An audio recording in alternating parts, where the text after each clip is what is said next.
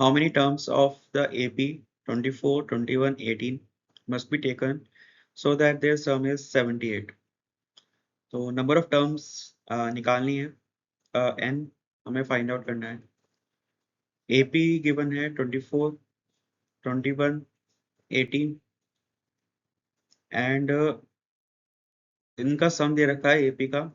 तो सम of AP दे रखा है 24 प्लस 21 प्लस 18 प्लस, तो इन सारी टर्म्स का जो सम है वो 78 के इक्वल है। तो यहाँ से फर्स्ट टर्म निकालेंगे। फर्स्ट टर्म 24 है।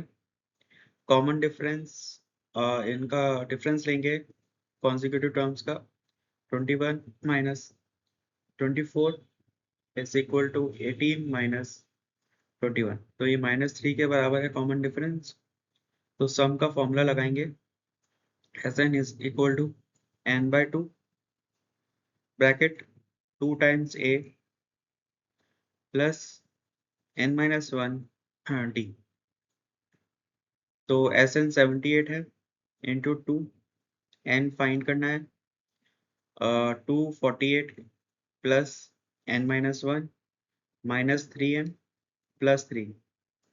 तो यहाँ से 51n minus 3n square is equal to 16156। तो यहाँ से क्वाड्रेटिक इक्वेशन है, इसको सॉल्व करके n की वैल्यू मिल जाएगी। तो ये हो जाएगा 3n square minus 51n plus 56 equal to 0।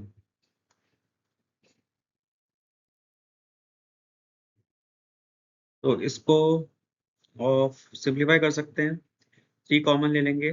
तो ये 17n प्लस 53 इक्वल टू 0। 52, ये 52 होगा। तो इसके फैक्टर्स करेंगे 52 के। तो ये हो जाएगा 1 इंटू 52, 2 इंटू 26 और 4 1 4 13, 4 इंटू 13। तो हमें ऐसा पेयर चाहिए जिसका सम 17 होगा। तो 4 एंड 13 एक पेयर है जिसका सम 17 है। तो यहाँ पे हम लिख सकते हैं n² minus 4n minus 13n plus 52 equal to 0। n bracket n-4 minus 13 n-4। तो n की दो वैल्यूज आएंगी, n की दो वैल्यूज आएंगी 4 एंड 13। तो n is equal to 4 and 13। तो दोनों ही वैल्यूज एडमिसिबल हैं, क्योंकि n इक्वल टू 13 पे वैल्यूज नेगेटिव हो जाएंगी, क्योंकि डिफरेंस जो है कॉमन डिफरेंस -3 है। तो वैल्यू रिड्यूस हो रही है, हर एक टर्म की वैल्यू रिड्यूस हो रही है। तो 13 पे जाते जाते वैल्यू नेगेटिव हो जाएगी, तो कुछ टर्म कैंसिल आउट हो जाएंगी, तो जो सम आएगा वो 78 ही रहेगा। तो इसलिए n की 2 वैल्यूज होंगी यहाँ पे 4 एंड 13। तो चार टर्म पे भी सम 78 मिलेगा, 24 21 18 और 15। तो इन चार टर्म्स का अगर सम करेंगे तो भी 9 78 आएगा इनका सम। और अगर हम 13 टर्म्स लेंगे तो उनका सम भी 78 आएगा। जैसे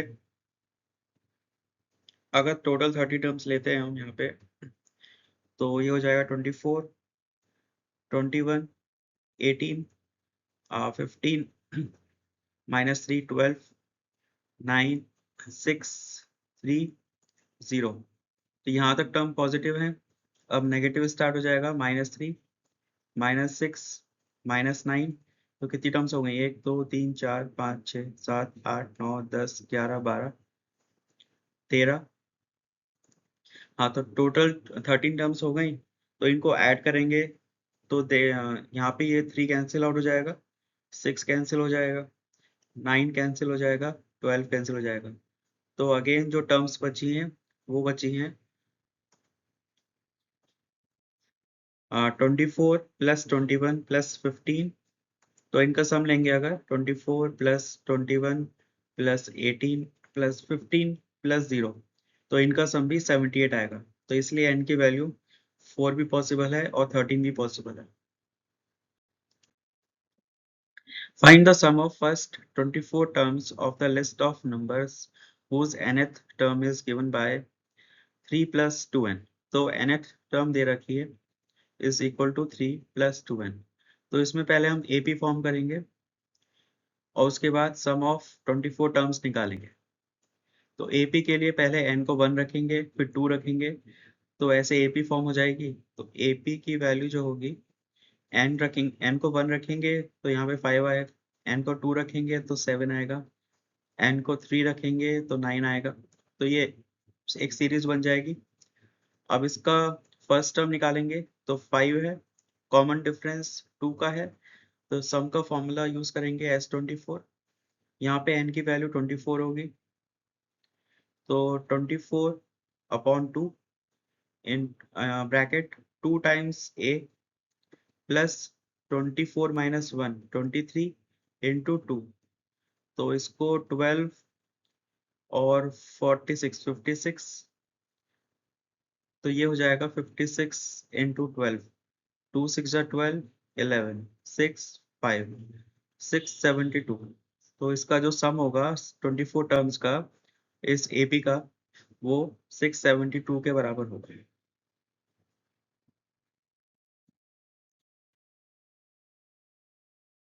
Given the pattern 218, 218, 50, 98, तो हमें चेक करना है कि ये जो पैटर्न है, तो ये पैटर्न जो है ये क्वेश्चन रॉन्ग क्वेश्चन है। यहाँ पे रूट होगा, ये रूट 18 होगा, रूट 50 होगा, तो करेक्ट क्वेश्चन जो होगा रूट में है, तो यहाँ पे रूट होगा।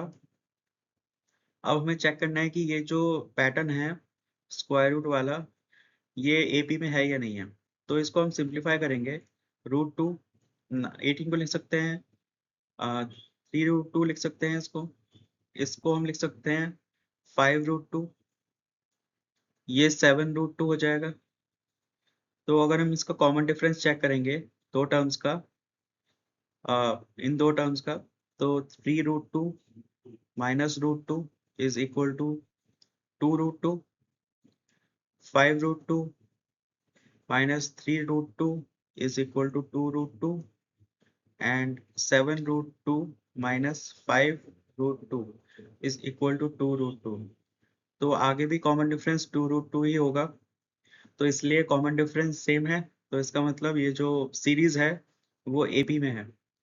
Therefore sequence is an AP because common difference is same।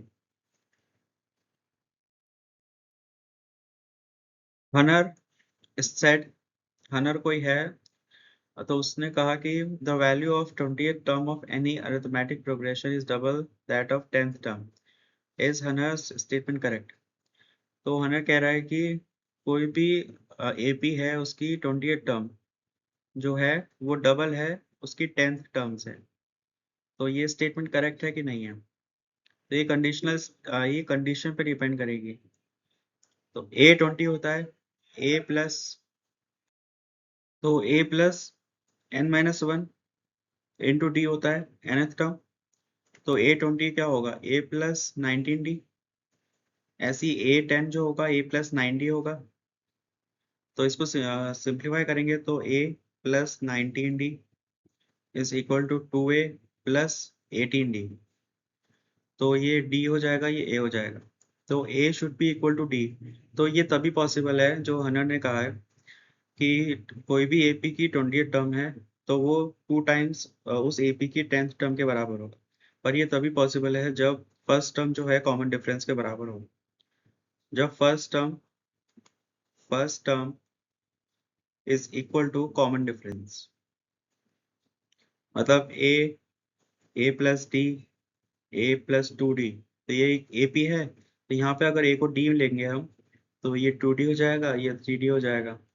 तो अब इस वाली AP में ऐसी, इस कंडीशन में जो 28 टर्म होगी वो ट्वाइस 10th टर्म होगी।